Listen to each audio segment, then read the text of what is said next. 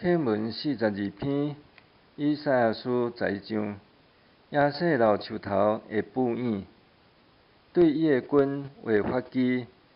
上主的神要甲伊同在，就是智慧聪明的神，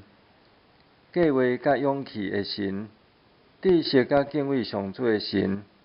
敬畏上主是伊的欢喜，伊袂照目睭所看来审判。伊袂靠耳孔所听来判断，伊要用公义维护善车人，伊要用公平保障，互人看无起的人，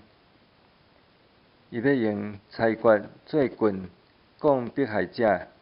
伊要发命令处死邪恶的人，伊要用公义治理，伊要用信实统治，豺狼甲绵羊会做伙住。肉甲山羊仔囝会做伙困，牛仔囝甲狮会斗阵食，细汉囡仔会做牧者看顾因，